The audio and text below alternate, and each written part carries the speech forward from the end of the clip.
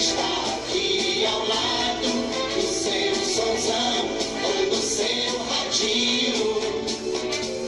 Se você está amando, conte agora com Fernando. Tudo é alegria e felicidade. Muito obrigado pela audiência. Amigo ouvinte, é um privilégio. Nosso sucesso é você com a gente aqui no show do Fernando Sérgio. Fernando Sérgio. Fernando Sérgio. Fernando Sérgio. Muito bom dia, gente querida, com que prazer estamos aqui. Alô, Vera Lúcia Pereira Carvalho, alô, Margarete Siqueira Oliveira, alô, Josemar Baiano, né? Toda a turma que está aí em sintonia com a gente, meu bom dia, meu muito obrigado aí pelo carinho da audiência, né? Fiquem cada vez mais juntinhos com a gente, se possível, porque sempre a gente vai ter um programa interessante para falar. Hoje é um programa diferente, porque por óbvio, por ser feriado, eu fiquei na dúvida, vou ou não vou fazer o programa? Falei, não, eu vou fazer o programa, já que desta feita eu não viajei, os meninos viajaram, mas eu não. E acontece que é um compromisso assumido. Eventualmente, neste ou naquele feriado também eu não irei fazer, mas hoje me deu vontade de fazer o programa. Elton Freitas, bom dia. Muito obrigado pelo desejo de boa Páscoa. Boa Páscoa para você também, meu querido Silvio Provenzano, sempre um cavalheiro. Imagino, né, a tristeza que ele teve com a derrota do seu Fluminense diante do meu Vasco da Gama, mas tristeza à parte, ainda teve a fidalguia de cumprimentar os vascaínos pela vitória. Foi importante. Sueli Loureiro, abraço, e Cléia Cardoso de Queiroz, bom dia, Silvio. E o que eu quero dizer, você há de concordar, é que foi um jogo maravilhoso e, na verdade, os dois times merecem toda a reverência possível, né? Houve um momento em que a torcida do Fluminense gritou com orgulho, time de guerreiros, e com certeza os meninos são verdadeiramente um time de guerreiros, lutaram evidentemente, tanto poderia ter ganhado o Vasco da Gama como ganhou, como poderia ter ganhado o Fluminense. A beleza do futebol é exatamente esta, não é verdade? É que a qualquer momento o jogo pode virar. O Fabrício, que havia jogado mal, né, e admitido isso, inclusive no ato de humildade diante da televisão, de que teria jogado mal, né, teria amassado a bola, segundo as suas palavras. Na verdade, o Fabrício acabou fazendo o gol no finalzinho, nos segundos finais. Faltavam, se não me falha a memória, 50 segundos para terminar o jogo, e o Fabrício admitiu que centrou a bola, e a bola entrou realmente entre a trave e o goleiro do Fluminense, que também não teve culpa, porque foi uma senhora porrada, digamos assim, foi numa velocidade extraordinária para lavar a alma dos vascaínos e para, lamentavelmente, entristecer a alma dos tricolores. Mas essa coisa acontece. Futebol é esta maravilha, porque cá entre nós, meu caro Silvio Provenzano, e tantos tricolores me ouvindo, e tantos vascaínos ouvindo, evidentemente que o mais provável, né, pelo campeonato, pelo decorrer do campeonato, todo mundo esperava que os favoritos pudessem vir a ganhar, e os favoritos seriam realmente Flamengo e Fluminense. Fluminense pela bela, digamos assim, performance que vinha tendo, né? Tinha tomado, se não me falha a memória, em todo o campeonato apenas 4 gols, e numa partida tomou 3. Então é aquela velha história do futebol. O futebol não tem lógica. Você pode tentar resolver, tentar fazer, esquadrinhar, mas de qualquer maneira não tem lógica. E eu mesmo confesso a você que quando estava ali faltando 2 minutos para terminar, e estava 2-2, e o Fluminense praticamente conquistando participar da final, eu pensei, falei, poxa, é muito difícil, não tem jeito. E de repente aconteceu o jeito, né? Diria o extraordinário Nelson Rodrigues, que foi um grande colunista do passado, cuja maioria mais jovem talvez não se lembre, diria que os deuses do futebol é que acabam decidindo. E metáforas ou não, esta é que é a realidade, quer dizer, é isso que faz a beleza do futebol, que de uma certa forma nos orienta para a própria vida, para que não desistamos nunca, né? Tanto isso é verdade que aconteceu com o Vasco da Gama no finalzinho. A torcida tricolor no Maracanã, entusiasmada, comemorava o seu bom time de futebol. E, lamentavelmente para eles, e gloriosamente para nós, o pezinho santo do Fabrício meteu aquela bola lá na forquilha, no sentido contrário, né, entre o goleiro e a trave, e acabou fazendo o gol. Mas é preciso destacar que o jogo mudou com a entrada do Paulinho, que mesmo tendo uma provável distensão, um problema físico que eu não sei bem qual é, mudou completamente a cara do jogo, aquele chute santo que foi acontecer lá no canto esquerdo do goleiro do Fluminense e acabou empatando o jogo, mas que não dava o resultado para o Vasco, não dava o resultado.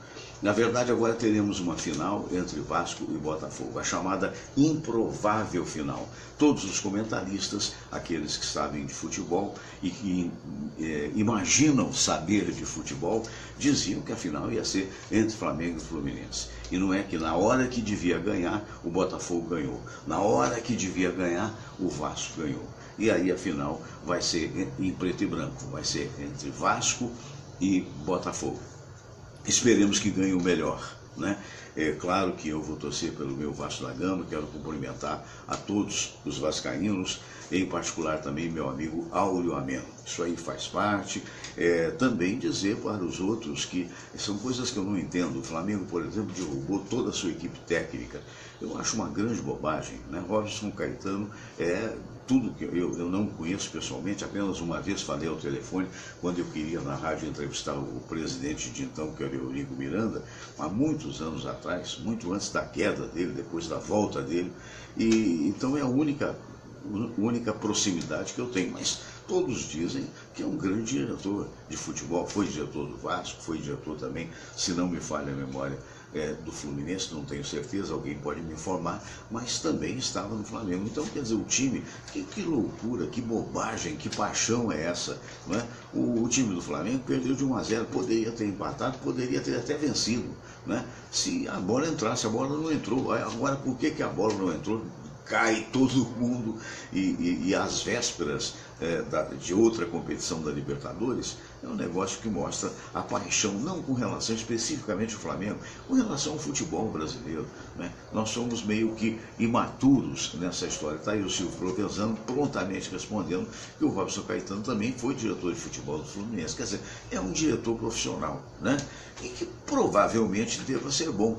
Mas as coisas não podem mudar assim. Quer dizer, não é de repente na paixão que você muda, porque de repente a torcida está reclamando. Quer dizer, é preciso pensar, é preciso analisar. A verdade é uma só. O investimento do Flamengo é muito mais alto, provavelmente, do que Fluminense, Botafogo e Vasco juntos.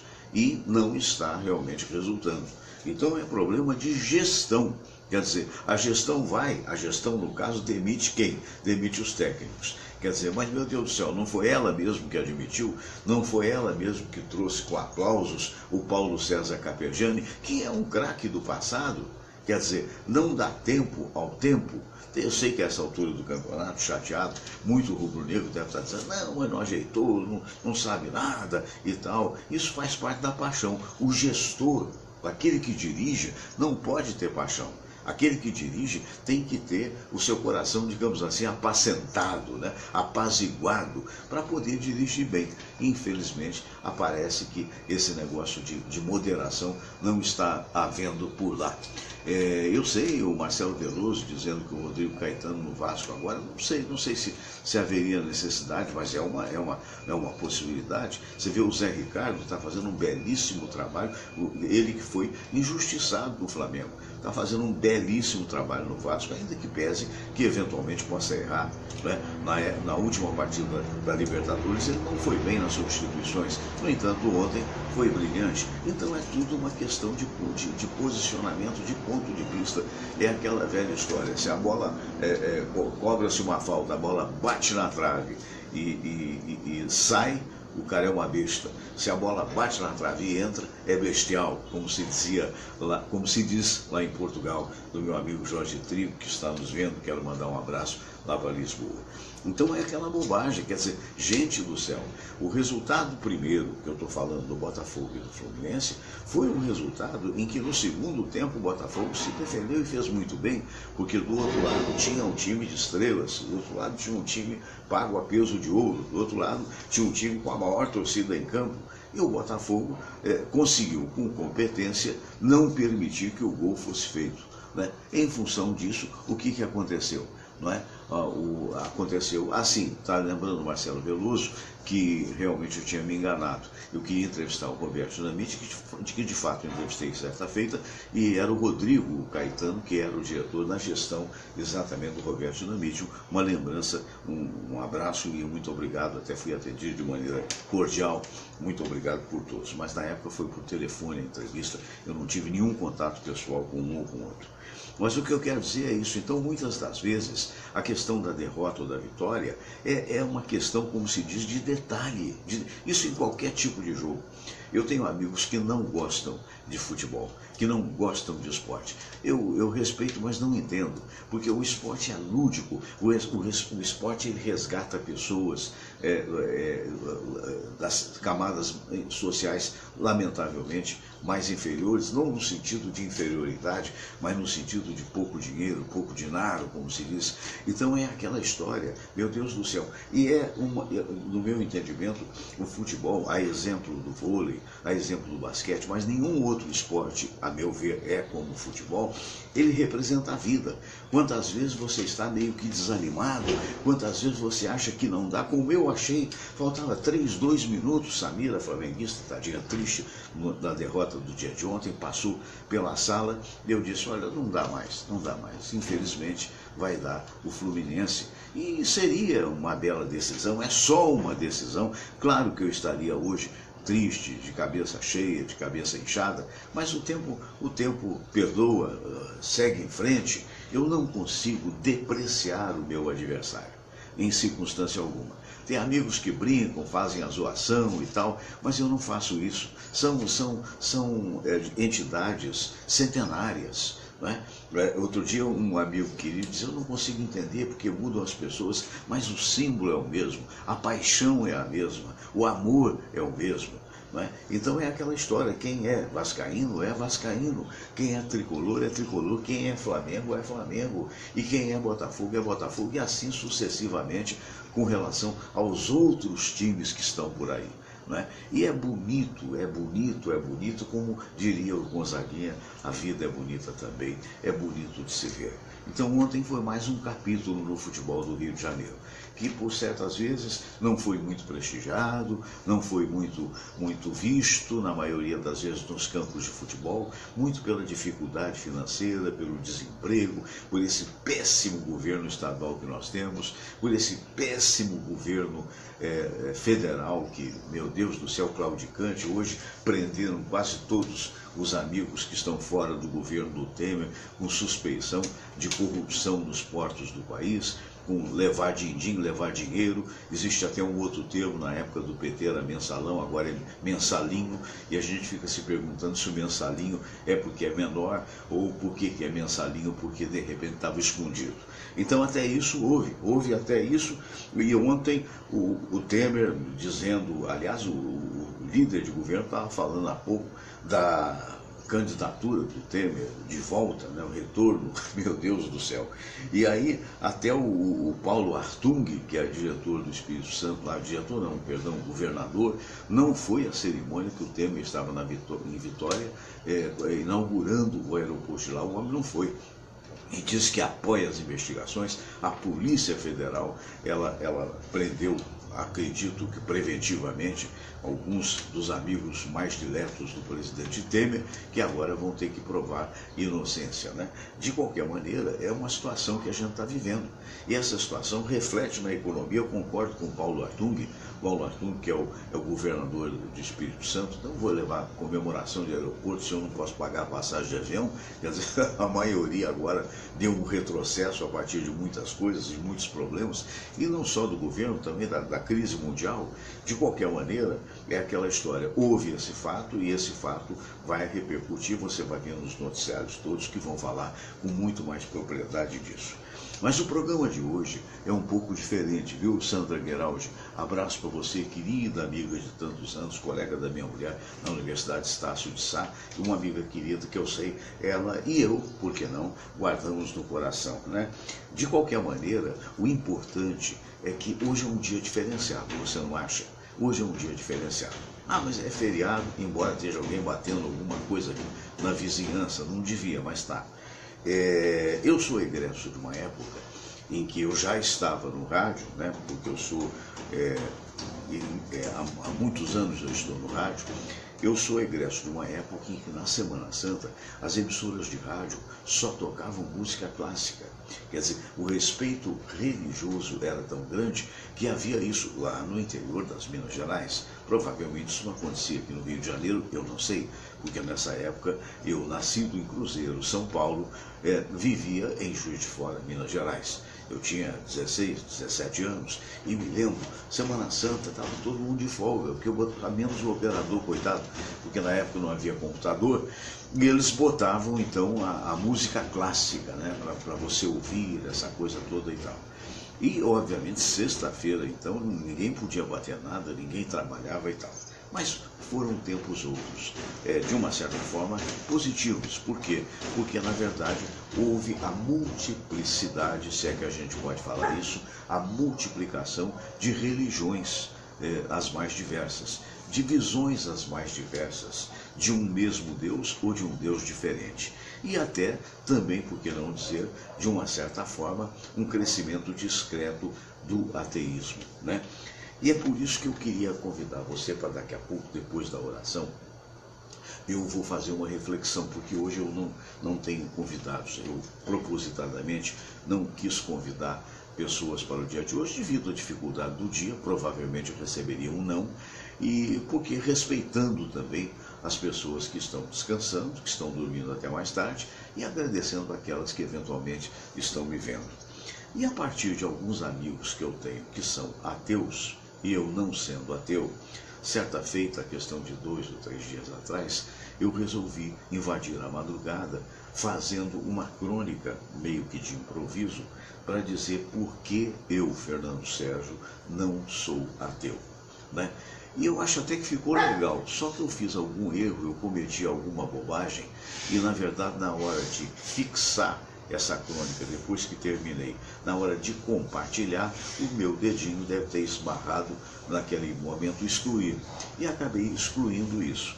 E como eu acho que nada acontece por acaso, eu passei a acreditar de que de repente eu deveria fazer esta crônica, que não tem nada escrito, que é algo que nasce do sentimento, que por sua vez orienta a cabeça, no programa do dia de hoje, né? No programa da Sexta-feira Santa, no programa em que uma determinada igreja, que é na verdade a católica, na verdade relembra o sacrifício, a morte de Jesus Cristo, né? As outras não tenho muita certeza disso. As evangélicas, evidentemente, embora talvez não tenha toda essa comemoração proveniente da católica, evidentemente que respeitam. Mas aquelas que não são cristãs, por exemplo, o budismo, o hinduísmo, têm uma outra visão da vida que também é muito interessante, não é? O espiritismo, a qual eu represento da forma ecumênica, porque tem aqueles que são só kardecistas, tem aqueles que são só, por assim, humanistas, se dizem espíritas, o kardecista não concorda, embora desrespeitar. Enfim, as religiões são muito interessantes, mas elas não são especificamente para mim. Eu não sou radical em nada. Pelo contrário, eu sou profundamente ecumênico. E por outra, eu respeito inclusive até o ateísmo. Mas o dia de hoje seria importante para essa reflexão. Eu espero que você me aguarde, né? Porque a pergunta será, deixa eu ajeitar esse computador enquanto eu falo com você, porque a pergunta que eu vou fazer daqui a pouco será exatamente aquela, né, em que nós vamos tentar explicar para vocês, até do ponto de vista o mais racional possível, né? Sem querer convencer ninguém a fé alguma, apenas expondo a minha, porque eu, Fernando Sérgio, não sou ateu. Daqui a pouquinho, então, a gente vai ter isso. Mas agora nós vamos fazer a oração. Já estou pronto aqui para a oração, não é? E nós vamos chegar a esse momento muito gostoso do programa. Vamos todos rezar a prece de Cáritas e depois a oração ecumênica que um dia Jesus nos ensinou. Deus nosso Pai, que sois todo poder e bondade, dai a força àqueles que passam pela provação. Dai a luz àquele que procura a verdade. Põe no coração do homem a compaixão e a caridade. Deus, dai ao viajor a estrela guia, ao aflito a consolação, ao doente o repouso. Pai, dai ao culpado o arrependimento, ao espírito a verdade, à criança o guia, ao órfão o pai. Senhor, que vossa bondade se estenda sobre tudo o que criastes. Piedade, Senhor, para aqueles que não vos conhecem. Esperança para aqueles que sofrem. Que a vossa bondade permita aos Espíritos Consoladores derramarem por toda parte a paz, a esperança e a fé. Deus, um raio, uma faísca do vosso amor pode iluminar a terra. Deixai-nos beber nas fontes dessa bondade fecunda e infinita, e todas as lágrimas secarão, todas as dores se acalmarão. Um só coração, um só pensamento subirá até vós, como um grito de reconhecimento e de amor. Como Moisés sobre a montanha, nós vos esperamos com os braços abertos, ó bondade, ó beleza, ó perfeição. E queremos de alguma forma alcançar a vossa misericórdia. Deus, dai-nos a força de ajudar o progresso a fim de subirmos até vós. Dai-nos a caridade pura, dai-nos a fé e a razão, dai-nos a simplicidade que fará de nossas almas o espelho onde há de se refletir a vossa santa imagem.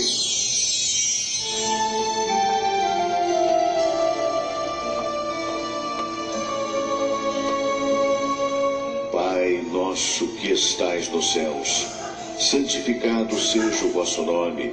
Venha a nós o vosso reino, seja feita a vossa vontade, assim na terra como no céu.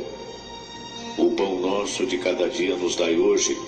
Perdoai, Senhor, as nossas ofensas, assim como nós perdoamos aqueles que nos ofenderam.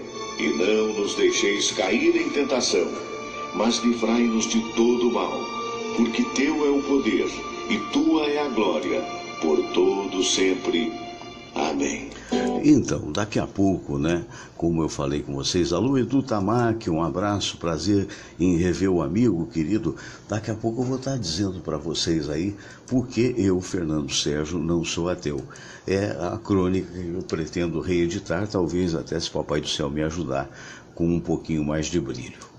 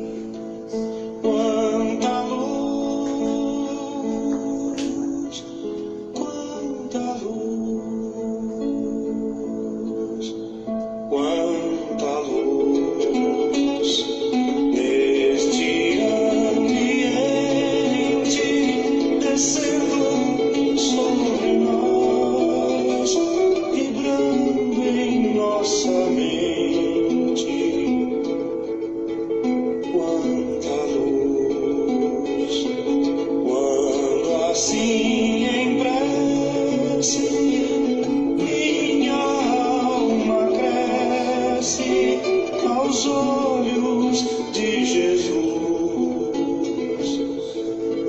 Quanta luz quando em oração a voz do Mestre fala aos nossos corações.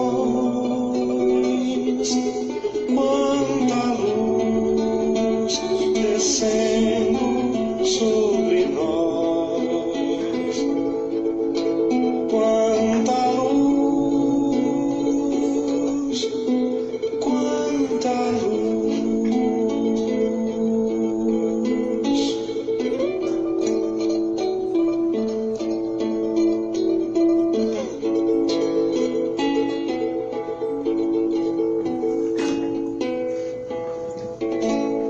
Puxa vida, né? Que coisa bonita, né? Que coisa fantástica, quanta luz que você curtiu aí. Eu queria lembrar a você dos nossos queridos livros que a gente sempre recomenda, falando do Caçador. O Caçador é um dos melhores restaurantes do Rio de Janeiro e você pode participar do nosso concurso, sorteio fs@gmail.com, manda seu e-mail, de repente você pode almoçar lá no Caçador a nosso convite com mais 2 pessoas, tá bom? Eu queria falar da Gênese de Allan Kardec, que é um livro para quem de repente até é ateu, descobrir por que existem razões científicas para se crer de que Deus existe, os milagres e as predições segundo o Espiritismo, construindo realmente uma vida melhor. 50 anos de comunicação é o livro que você acha na saraiva.com.br, de minha autoria. E Gabriel Garcia Marques, o extraordinário relato de um náufrago. Esse aqui é o meu querido amigo, o Dr. Bruno Ganimi, cardiologista de primeira. Ele não pôde comparecer no dia que nós tivemos aí aquela festa de 1 ano, né? E aí eu fui ao consultório dele para entregar em mãos o diploma de mérito Casa Estúdio, todos os queridos amigos, a exemplo do nosso querido Dr. Silvio Provenzano, Dr. Cícero Munhoz e aqueles também de outras profissões que compareceram, ganharam esse diploma Casa Estúdio, um diploma de mérito, um diploma de agradecimento, né? Exatamente porque participaram. Antes de eu sentar aqui, deixa você me acompanhar, porque eu preparei uma música mais assim de relaxamento, que é justamente para poder me inspirar um pouquinho mais nesse momento em que eu prometi falar com vocês sobre o porquê, né, justamente de eu me julgar uma pessoa que crê realmente, né? Se eu conseguisse achar a música seria muito bom, né? De qualquer maneira, vamos lá, vamos ver se é aqui, sim, com certeza, né? Deus é Pai e as coisas acontecem. Então vamos lá a essa música que nós teremos de fundo. Eu espero que você goste, né? E vamos nós a esse momento que vai ser um momento de reflexão. Alô, Antônio Dionísio, Antonieta Dionísio também vendo a gente, sejam bem-vindos. E vamos nós fazer um comentário a partir, deixa eu só baixar isso aqui um pouquinho, a partir dos meus amigos ateus.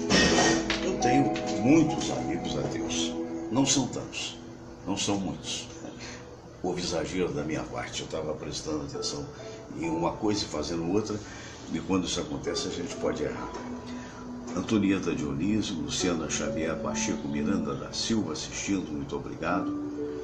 Então, foi a questão de 2 ou 3 dias atrás, se você viu, guardou, se não viu, eu falei na hora de mandar o compartilhar, eu fiz uma crônica que achei interessante, dizendo porque eu não sou ateu, né?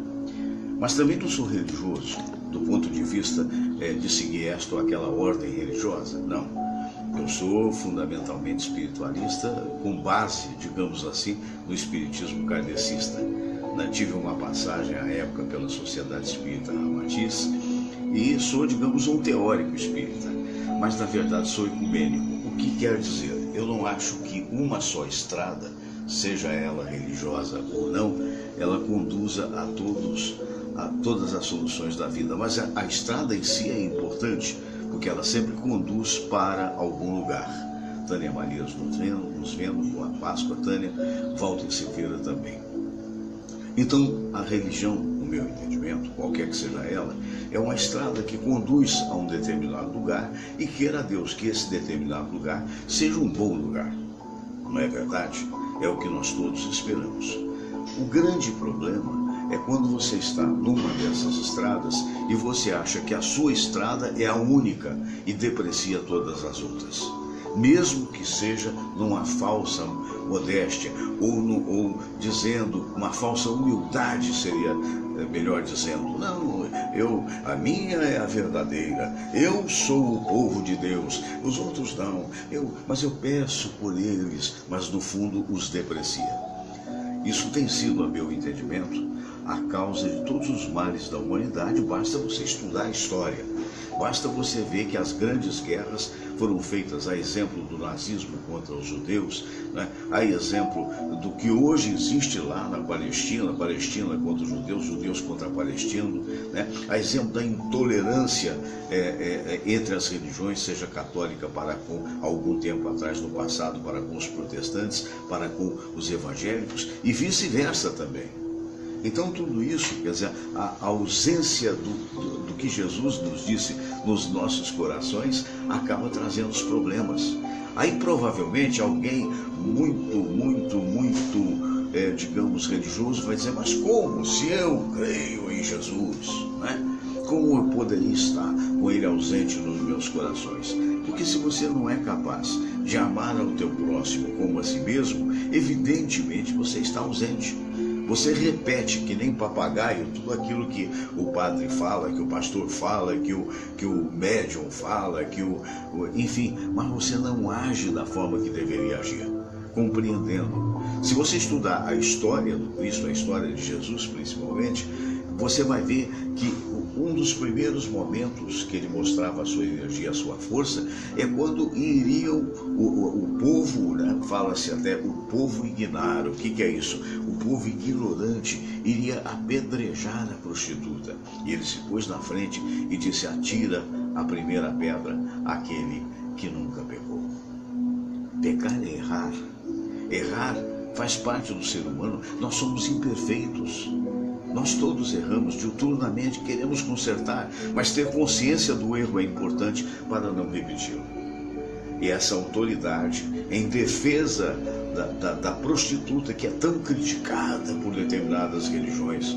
Eu vi um absurdo de um desses pastores. Tem pastores brilhantes, mas tem uns que, meu Deus do céu, às vezes não pensam porque estão focados de antólios. Ou seja, o que é um antólio? Antólio é aquilo lá no interior, a gente sabe, que se bota no rosto do cavalo para que o cavalo não se distraia e só olhe o caminho da frente. Então tais pessoas assim, religiosas enfáticas e fanáticas, estão de antólios. Elas não veem muito além do próprio nariz. E esse dizia, né, porque a moça parece que tinha uma união estável, né, não era casada na igreja, que ela estava em pecado e que ela largasse daquele traste que não queria casar com ela. Olha, meu Deus do céu, que autoridade essa pessoa tem de falar uma bobagem dessas? Mas na verdade faz parte do estágio que essa pessoa está, faz parte do degrau que essa pessoa está. Mas isso é outro tema. Na verdade, a vida é como se fosse um grande degrau, assim é representada, inclusive na Bíblia, é como se fosse um degrau para que você subisse. A cada degrau você vê um pouco mais. Há um exemplo muito interessante que é dado nas palestras espíritas, e eu já tive oportunidade por várias vezes de fazer tais palestras, dizendo que a vida é como se fosse um monte muito alto ou uma montanha muito alta. Então suponhamos que aqui seja a montanha. Se você está aqui nesta posição, você vê muito pouco, você vê quando muito os troncos das árvores. Se você sobe um pouquinho, você vê, digamos, as copas das árvores. Mas se você vai subindo gradativamente, você vai alargando cada vez mais o seu horizonte. E quando você chega cá em cima, você tem uma visão geral, explicitada na Bíblia, dizendo que aí nós entenderemos a divindade. Aí nós vamos entender exatamente o que é Deus e vamos dele participar. Mas esta é uma proposição bastante interessante. Christian Haddad, um abraço. Virgínia Nunes, um abraço. Então, mas a propósito dessa conversa no dia de hoje, no dia de uma sexta-feira santa, que é proposta por uma das religiões, a católica, que nem sempre participam as outras, não sei, algumas sim, outras não, mas não importa. Nós não estamos aqui falando de religião, nós não estamos aqui falando de espiritismo, nós estamos aqui falando de humanidade, e em falando de humanidade, nós estamos falando de espiritualidade. E o propósito dessa conversa de hoje é porque você, eu, Fernando Sérgio, porque você não é ateu. E eu vou tentar explicar de uma maneira muito simples, entendendo aqueles que são. Não querendo criticá-los em absoluto, tem pessoas admiráveis, tem pessoas que são formadas por toda a intelectualidade que o materialismo pode dar, mas que não se superam em termos de luz nos olhos, que não são capazes de perceber no olho nosso que brilha a fonte real da vida, que não são capazes de perceber de que o fantástico da vida é traduzido dentro dos nossos pensamentos, e os nossos pensamentos são coisas abstratas que dão razão à nossa própria vida. Então, meu amigo, o que eu quero dizer para você é porque eu não sou ateu. Porque desde tenra idade passei a usar a minha inteligência a partir de uma lei de Newton, a lei da causa e do efeito. Todo efeito tem uma causa. Toda causa gera um efeito. Então o que eu quero dizer para você, aqui eu tenho uma folha de papel. É ou não é? Essa folha em branco. Do lado de cá até anotei o nome para não esquecer de um personagem das notícias do dia de hoje. Mas o que interessa é a folha de papel. Muito bem, veja você, aqui está uma folha e outra coisa não é senão a folha de papel. Não é mesmo? Agora, se eu faço isso aqui, se eu amasso essa folha, a gente vai ter aqui o que a gente convenciona chamar uma bolinha de papel. Não é mesmo? Uma bolinha de papel. Pois bem, eu vou pegar essa folha de papel, essa bolinha de papel, e ela deixou de ser uma folha lisa de papel para ser algo bastante amassado. E ela, mesmo quando eu tentar agora tirar desfazer a bolinha, você vai ver que o papel está bem amassado. Serviria para escrever, mas não seria uma coisa muito caprichosa, não é? Mas eu volto a fazer a bolinha. O que eu quero dizer? Esta bolinha, suponhamos que eu deixasse num canto qualquer, vou deixar aqui sobre o meu computador.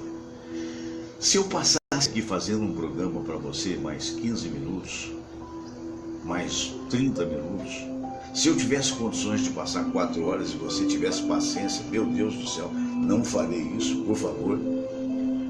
E se voltasse a mostrar essa bolinha, ela continuaria a ser uma bolinha de papel.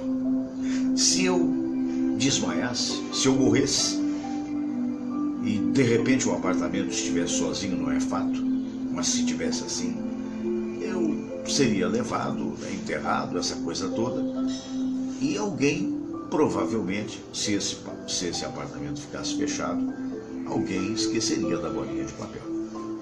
Suponhamos que 10 anos depois uma pessoa vem aqui, consiga abrir, herda o apartamento, sei lá o que, compra em leilão, e ó, uma bolinha de papel.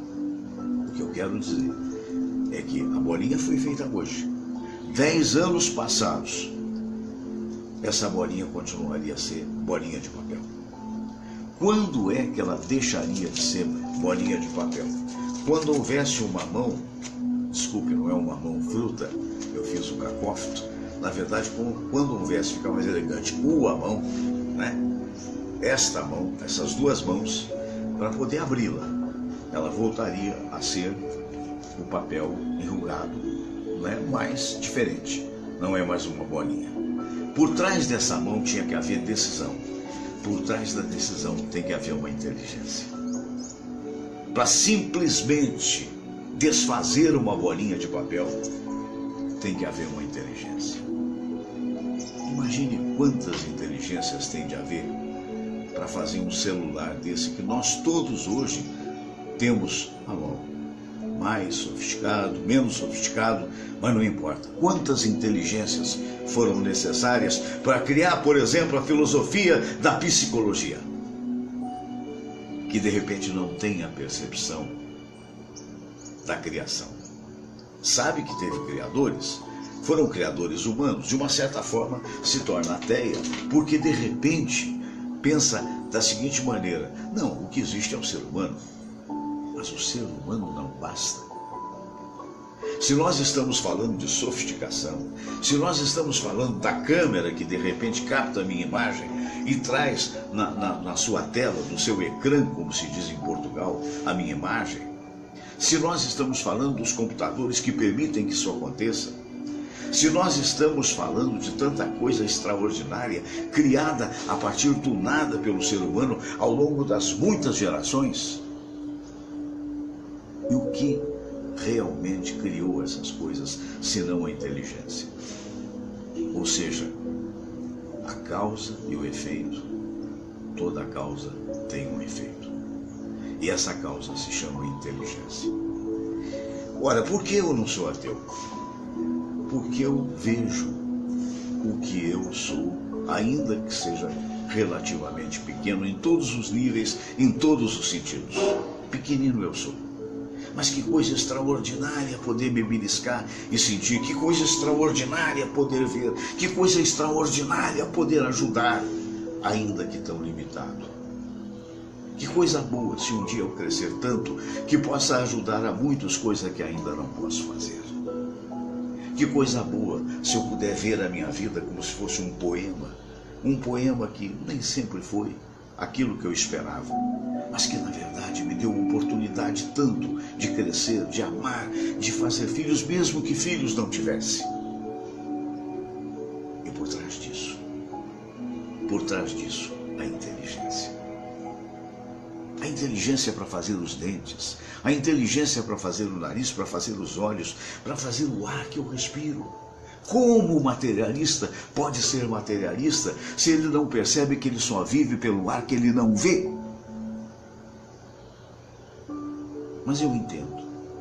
E também não contesto, pelo contrário, cada qual no seu degrau. Não é pelo fato de saber mais, se é que eu sei mais, que eu me sinta melhor, não, pelo contrário. A responsabilidade aí sim aumenta.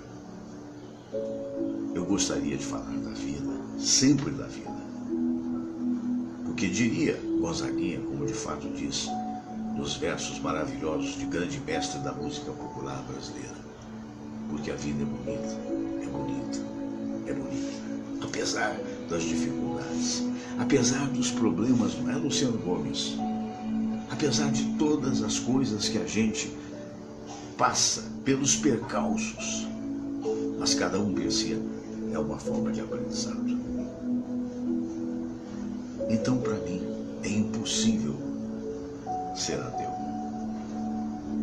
Porque é impossível não acreditar na causa primeira, na causa primária, inteligência suprema, criadora de todas as coisas. Definir é fácil, alguns definem como Jesus, outros, como eu, acreditam que Jesus sim foi um ser de luz extraordinário, muito acima de todos nós, que aqui veio para nos adiantar, um filho de Deus, como todos nós, de uma certa forma, o somos. A palavra Deus ficaria muito fácil definir com o velho de barba branca, que muita gente acha que ainda é assim, que está com o chicote nas mãos, ou sei lá, com a justiça nas mãos, que vai condenar, que vai absolver as pessoas. Na realidade, quem nos condena e quem nos absolve somos nós mesmos. Estamos evolutivamente passando por essa experiência na Terra.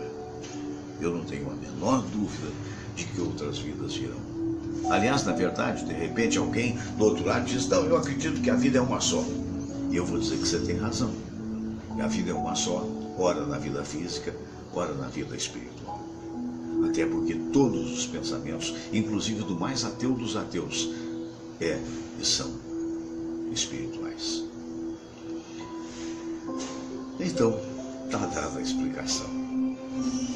A explicação do porquê. Porque é base científica. Há amigos meus, curiosamente ateus, que dizem este tipo de literatura eu não vejo. Eu não vejo porque só creio na vida. Sabe pouco da vida ainda. Sabe muito desta vida, com certeza. Mas a vida continua. A ausência daqueles entes que nos são queridos e que nos fazem tanta falta e que eventualmente nos dá saudade, a tal ponto que uma lágrima rola, ela na verdade, a única coisa não é senão a mudança de um estágio para outro. Definir Deus é algo, com certeza, muito difícil para todos nós. A gente sabe, sim, a inteligência suprema, criadora de todas as coisas. A gente sabe da promessa que um dia iremos nos desenvolver de tal forma que estaremos entendendo a Deus, e eu imagino que ao entender a Deus estaremos coparticipando. Eu não consigo entender um céu em que você vai ficar tocando harpa em cima de uma nuvem, que era uma representação medieval. Você tem que participar. Se há tanta coisa que você possa fazer nesta vida, por que não continuar a fazer na vida do depois?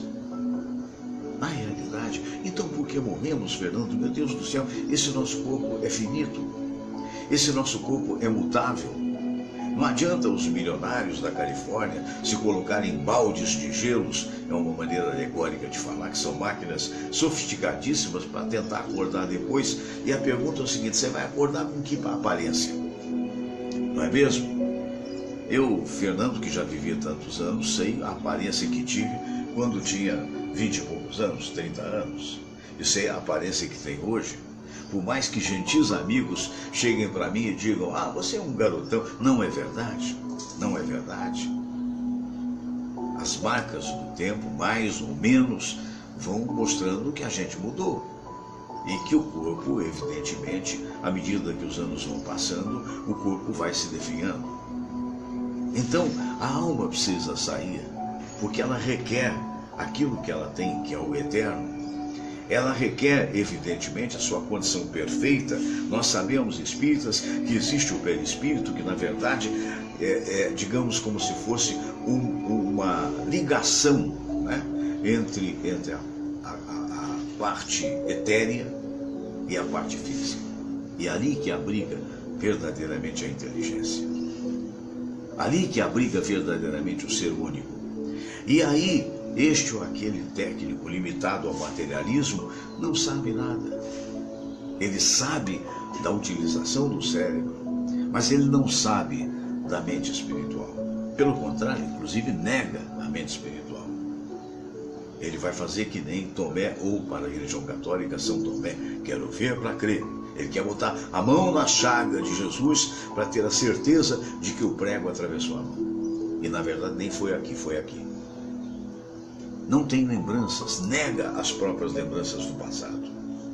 Aqueles que são adversários da reencarnação, que é uma bobagem, porque você pode crer numa vida única, você pode não crer em nada, isso faz parte da vida, não muda o relacionamento que nós todos temos. O que é fundamental é se ter a honradez, o fundamental é você ter, digamos assim, a honestidade, a força de espírito que anda tão faltando nos dias de hoje para o nosso Brasil. Eu creio em Deus, com todas as forças do meu coração. Eu sei que Ele, entre aspas, existe. Eu sei que eu sou a causa de um efeito fantástico, extraordinário. Independentemente das promessas de ir para isto ou para aquilo, não é? De ir para o céu, de ir para o purgatório, de aqueles que lamentavelmente são projetados no inferno, que última análise outra coisa não é, o próprio Papa disse, um sentimento de ausência dentro de si mesmo, porque esse sentimento daquele que fez mal ao outrem e que de repente não conseguiu resgatar no seu próprio coração a bondade tão importante, tão fundamental para que possamos crescer. Então queria deixar essa mensagem. Queria agradecer aos anjos de luz que na verdade de alguma forma me inspiraram de uma forma ou de outra. Queria agradecer aos espíritos de luz. Abraço grande Janimere, Edu Faiassi, Ricardo de Paula Ferreira e todos aqueles que eventualmente tiveram a tolerância de me ouvir neste dia tão extraordinário. Nesse dia que, independentemente de você ser católico, ser, digamos assim, ser espírita, ser evangélico, ser budista, não importa, não importa. Eu queria falar desse ser de luz que hoje representa, hoje, pelo menos teoricamente se sabe, não se sabe se há, digamos assim, um valor histórico, mas um valor teórico que representa esses anos todos que ele esteve entre nós. Para mim uma figura ímpar. Para mim uma figura ímpar. Porque viveu 33 anos. Estou falando de Jesus. Viveu 33 anos. E apenas 3 ele conseguiu um feito que nenhum de nós comunicadores conseguimos. Viveu numa época em que não havia televisão, não havia rádio, a humanidade era na sua maioria ignara. E ele conseguiu permanecer ao longo de 2000 anos, assim como outros também de outras religiões, mas a permanência dele foi marcante, por várias coisas. Pelo atira a primeira pedra, quem nunca pecou quando em defesa da prostituta. Provavelmente a cadeia mais baixa da população. Pelo fato de dizer no Sermão da Montanha tantas e tantas verdades e em dado momento olhar para a turba, olhar para o povo e dizer: amai-vos uns aos outros como eu vos amei. E no momento do supremo sacrifício, na cruz, quando estava ao lado do bom ladrão e do mau ladrão, que era um exemplo da pessoa evoluída, da pessoa que está ainda trilhando os passos da ignorância e daquela pessoa que, mesmo que falha, chegou à bondade. Naquele momento de dor, de força, de energia negativa, ele inspira tudo que tinha para poder inspirar, muito provavelmente no pulmão ferido, e diz: Pai, perdoai-lhes, porque eles não sabem o que fazem. Aí o segredo das nossas vidas tão pequenas, tão pequeninas, tão limitadas. Pai nosso, que estás nos céus, santificado seja o vosso nome.